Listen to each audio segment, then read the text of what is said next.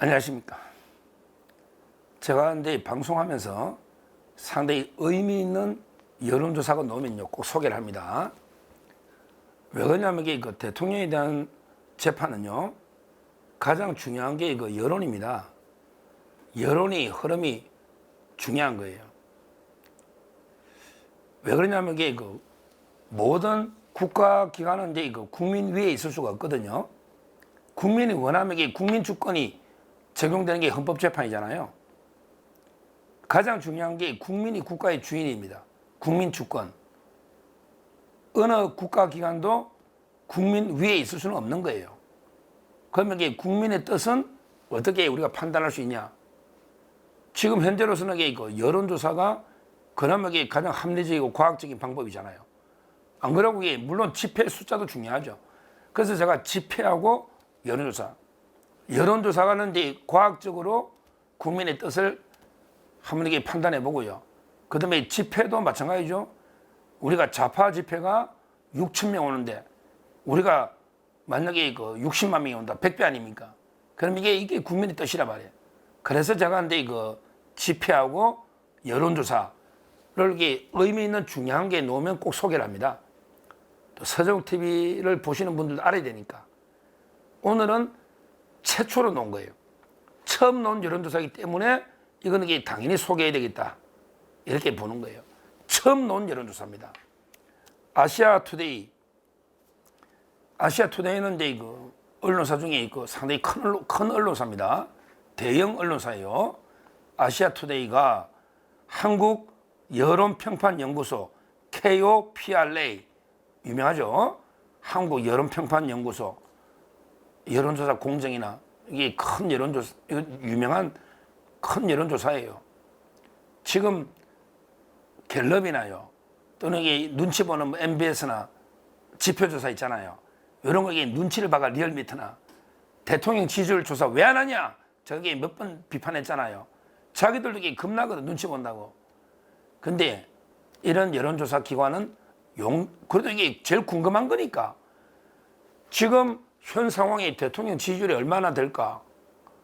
그 다음에 이런 거 중요하잖아요. 근데 이번에 이 아시아투데이하고요, 한국여론평판연구소에서 아주 이제 그 필요한 진짜 이게 중요한 의미 있는 여론조사를 했다. 뭐냐? 이런 질문입니다. 바로 이제 그 헌법재판소의 정치적 중립성에 관한 이런 이제 그 중요한 질문입니다. 헌법재판소가 정치적으로 중립기관이라고 생각하십니까? 아니면 그 중립적이지 않다고 생각하십니까? 이렇게 질문한 거죠. 헌법재판소의 정치적 중립에 대해서 여론조사한 겁니다. 그런데요, 깜짝이게 놀랄만한 결과가 나왔습니다. 깜짝 놀랄만한 결과가 나왔어요. 야, 이렇게까지 우리 법원이 이렇게까지 신뢰도가 무너질 수가 없거든요. 결과적으로 헌법재판소가 중립적이지 않다 47%입니다. 중립적이다는 45입니다. 45. 중립적이지 않다 이게 47%예요. 중립적이라는 사람은 45입니다. 아마 제가 보기에 그 좌파들은 자기들이 볼 때 탄핵될 것 같으니까 중립적이다 뭐 이럴지 모르지요. 근데 중립적이지 않다고 보는 게 47%면요. 이미 헌법재판소가 탄핵 재판을 하기 전에 본인들부터 국민 앞에 탄핵당한 거예요. 이거는 헌법재판소가 국민으로부터 탄핵을 당한 겁니다. 47%가 중립적이지 않다. 국민이 이렇게 판단하는 기관에서 탄핵 재판 10건을 판단한다? 이게 말이 됩니까? 말이 안 되잖아. 이미 저는 헌법재판소가 국민들한테 탄핵 당했다고 보는 거예요. 자기들이 지금 탄핵 심판한다고 날뛰고 있는데 그거 보세요. 이미 국민들은 헌재를 불신하고 있는 거예요. 47%가. 이 얼마나 중립적인 객관적인 질문입니까? 여기에 무슨 조작이 있습니까? 딱 국민한테 물어본 거 아니에요. 중립적이냐 아니냐 딱히 물어본 거 아니에요. 중립적이지 않다. 47. 중립적인 45. 이게 중립지 않다는 게 더 많다는 게 이게 엄청난 일입니다. 헌법재판소 정말 이게 부끄러워야 됩니다. 이미 국민들한테 탄핵당했다고 부끄러워야 됩니다. 왜 이런 결과가 나왔을까? 왜 이런 결과가 나왔을까? 저는요, 크게 세 가지로 제가 한번 분석을 해보겠습니다. 여론조사만 소개하는 것도 중요하지만 분석이 중요하니까 왜 이렇게 국민의 47%가 불신할까? 세 가지로 제가 분석하는 거는요, 첫째는요, 누가 뭐래도 이게 재판관이죠. 재판관이 믿음이 가야 그 기관을 신뢰할 거 아닙니까? 현재 재판관 8명을 근데 웬만한 정치에 관심 있는 국민은 다 알아버려서 야, 국민이 헌법재판관 8명을 다 외운다는 이게 나라냐 생각이 들어. 국민이 헌법재판관 8명을 다 알아버렸잖아. 그런데 보니까 이게 말도 안 되는 게 자들이 재판관 옷을 입고 있더라고. 그러니까 이게 사람에 대해 불신하면 기관도 불신이 되는 거예요. 헌법재판관 중에 김어준이나 이재명이를 팔로우하는 김어준이 이러는 게 문영배 이자의 위선을 좀 알아버렸잖아. 문영배의 위선을 허추자르게 매일 근무 시간에 판결 안 쓰고 독후감만 근무 시간 도중에 독후감만 88개를 썼네. 그것도 전부 책이 좌파책이야. 독후감이 좌파책이야. 김어준을 팔로우해. 이런 자를 누가 믿겠느냐고. 문영배를. 재판도 불공정하지만. 그 다음에 이미선이 저자에게 판사할 때 주식을 13억이나 사들고 그 회사 재판을 했잖아. 그 회사 재판을 하면서 주식을 13억 들고 있어. 내부 정보 이용. 그러니까 이런 자들이 어떻게 믿겠냐고. 정계선이는 아니 남편이 막 탄핵 운동하고 있어, 변호사. 야, 이러니까 제 말은 재판관의 본질을 국민들이 알아버렸잖아. 사람을 재판관을 불신하니까 헌재를 믿을 수가 없지. 왜? 재판도 사람이 하는 거거든. 이게 저는 첫째 이유다. 재판관들의 더러운 민낯을 알아버렸다는 거야. 그 위선, 불법, 지긋지긋하는 게 좌파 이 재판관들의 본질을 알아버렸다는 민낯을 봤다는 거지. 그러니까 그게 첫째 불신하는 이유가 아닌가. 저는 이렇게 봅니다. 헌재를 불신하는 이유가. 두 번째는 이제 재판의 불공정과 불법을 국민들이 다 알고 있잖아요. 재판의 진행 과정을 보니까 이게 전부 불법과 불공정하더라. 이걸 국민들이 보니까 불신하는 거 아니에요. 못 믿겠다는 거 아니에요. 중립적이지 않다는 거 아니에요. 보세요. 송달부터 지금 여기 정인 채택까지 총체적 불법이야. 아니, 송달도 안 된 걸 이재명이는 공시송달하고 윤석열 대통령 근데 송달 우리가 우편 붙이는 날 야 송달됐다 우겨. 이게 말이 돼요?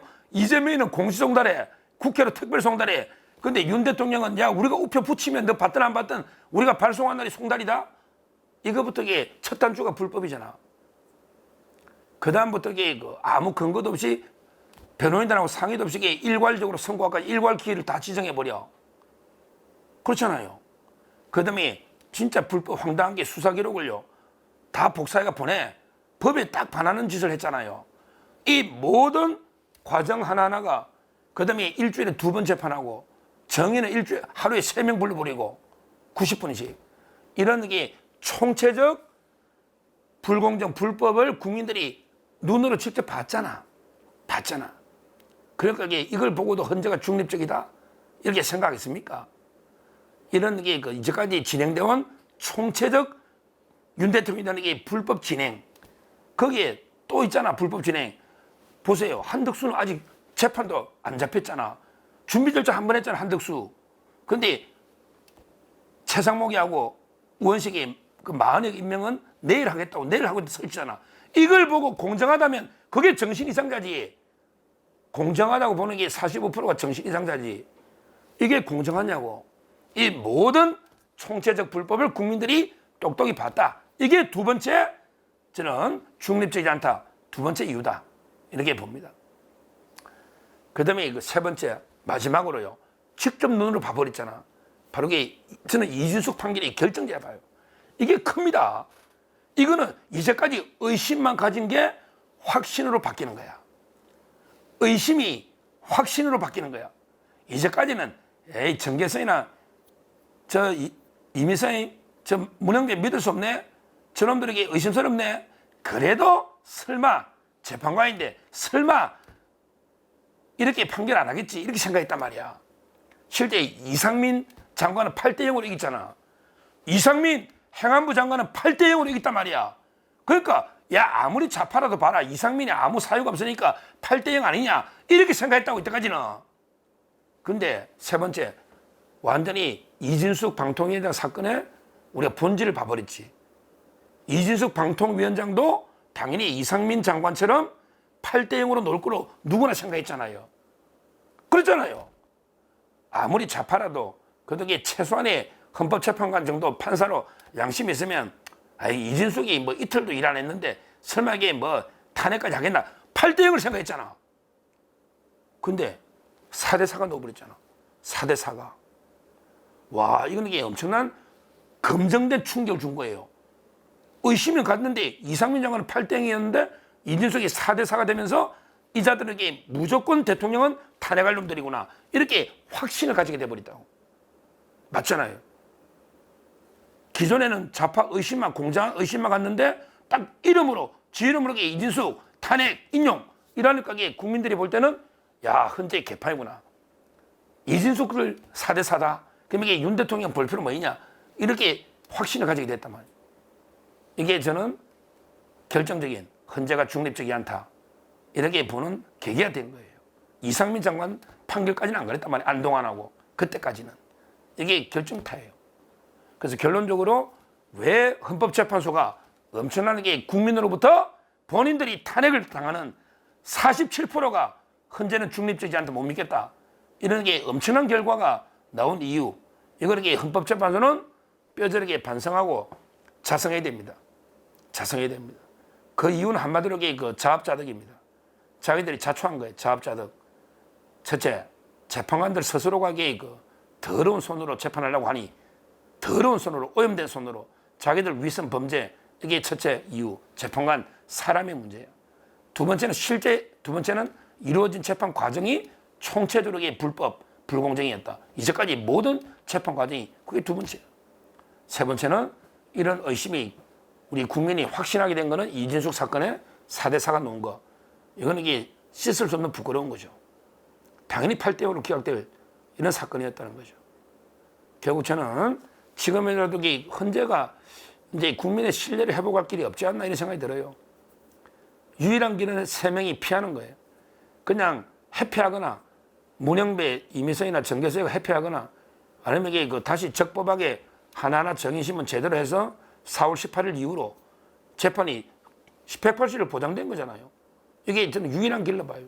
그냥 무조건 이게 2월 달에 끝내고 3월 달에 선고하고 우리 탄핵식은 나간다 이러면요.